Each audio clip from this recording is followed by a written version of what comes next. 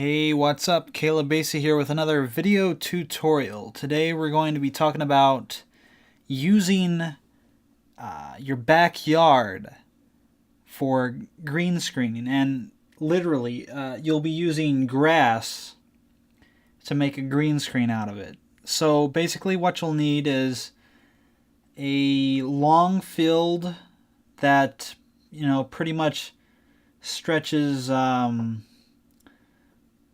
good way to the horizon, so you can line your characters up in like the foreground of the shot, so you can apply a key effect to the grass in the background.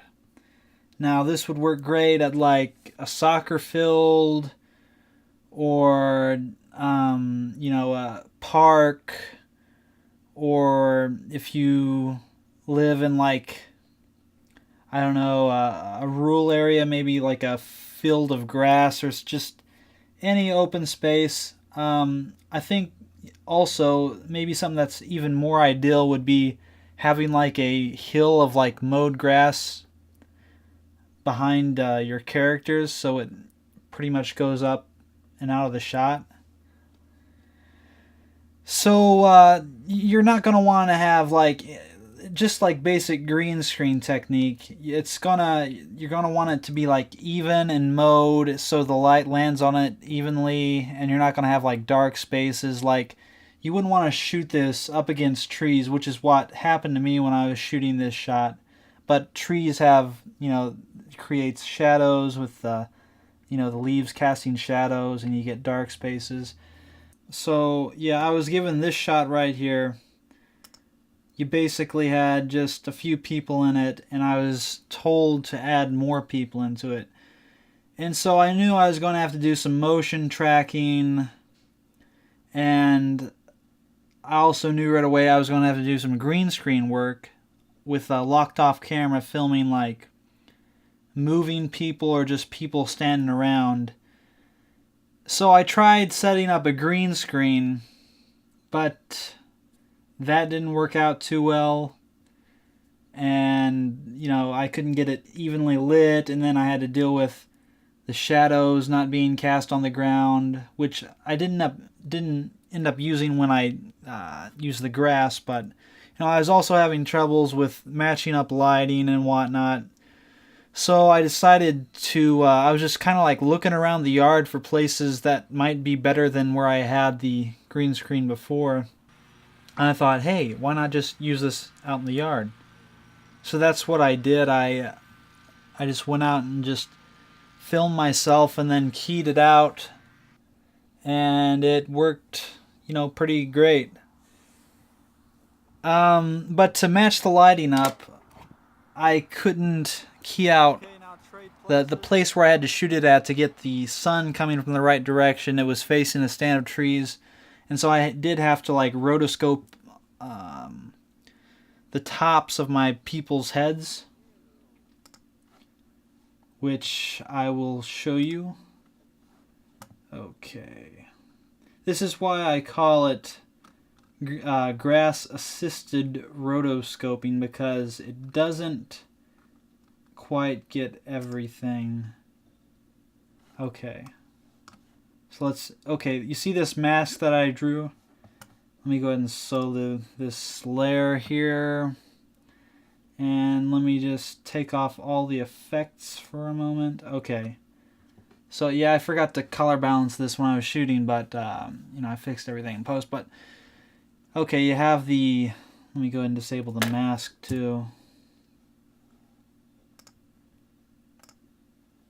Okay, so here it is.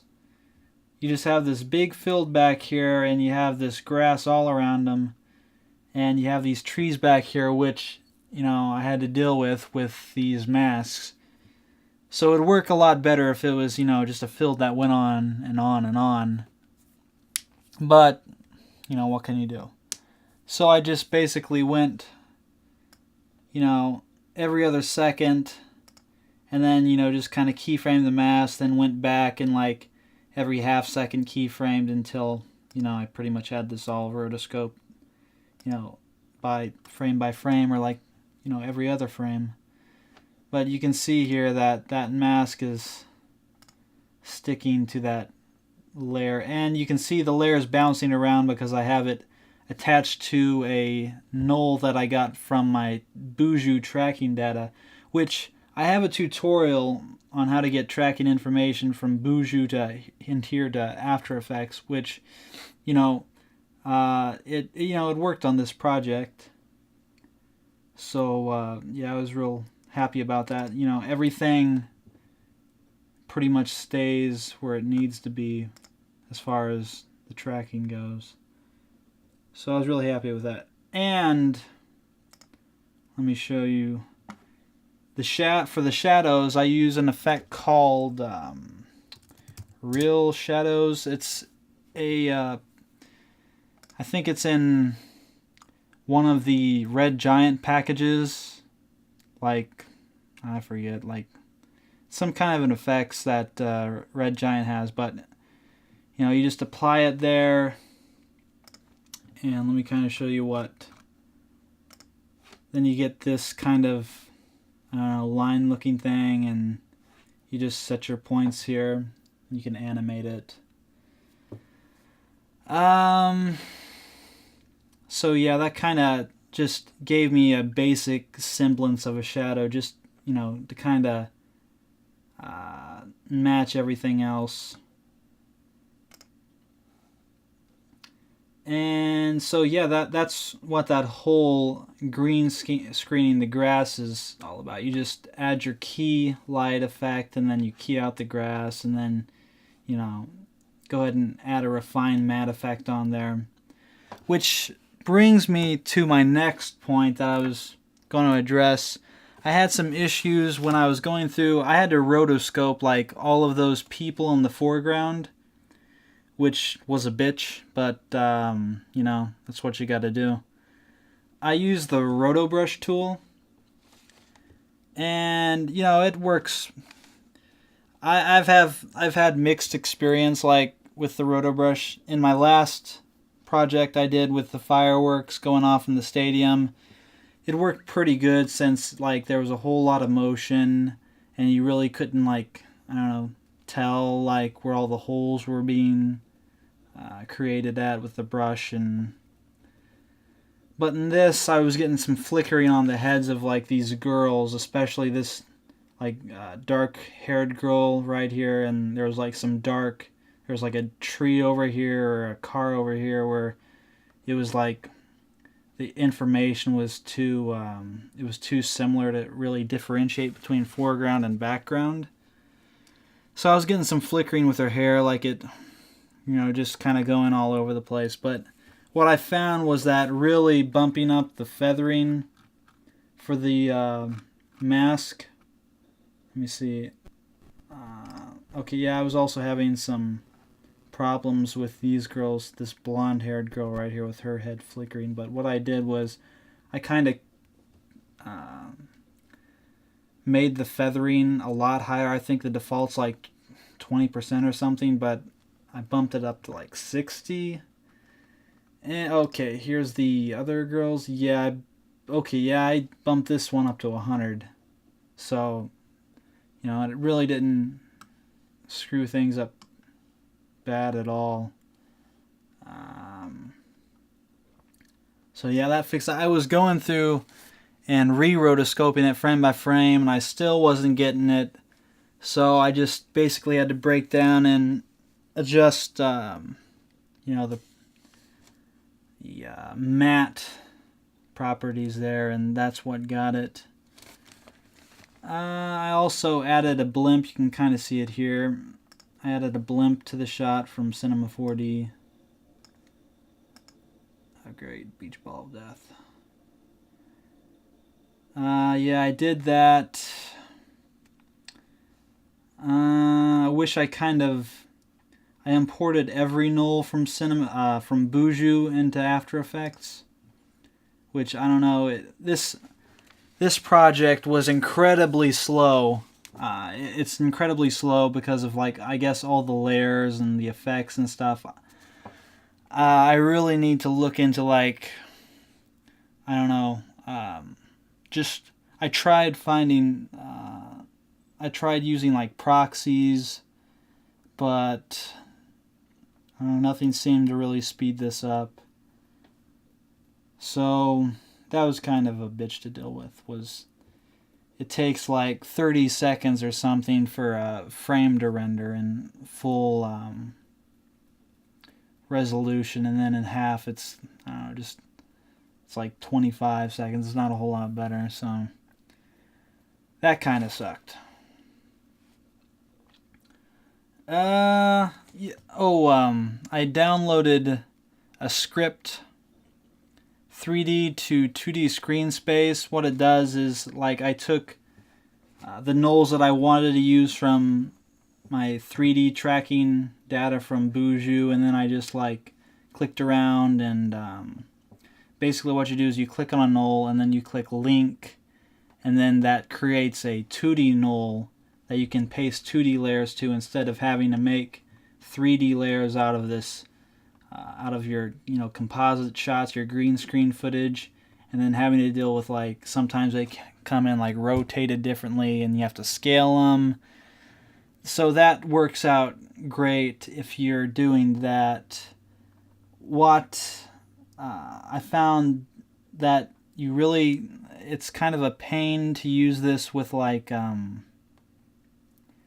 if you're making track mats, you kind of want to stick to just copying and pasting the 3D position data from the nulls to the track mat layers. Like, I like putting the track mats into their own pre-comps, so it's not like two comps taking up a space and they look like the rest of the just to avoid confusion of, like, placing layers where they shouldn't be. I like pre-comping them. And if you try taking that if you try parenting the track mats to a 2D null that you get from this thing over here, the 3D to 2D screen space that you can get from AE scripts, it just doesn't work out. Like, if you hit the continuously rasterize or whatever this this button for the track mats that you give the 3D tracking data to, it'll show it if you go about the old-fashioned way. But if you use this, it doesn't work with this. So you have to have the two layers, which sucks. But yeah, that's what you got to do. I'm trying to think of some other stuff that I need to cover. Yeah, I just added some grain up here. I added this lettering in. I'm still having problems with getting the X in RSMB. I don't know what the deal with that is.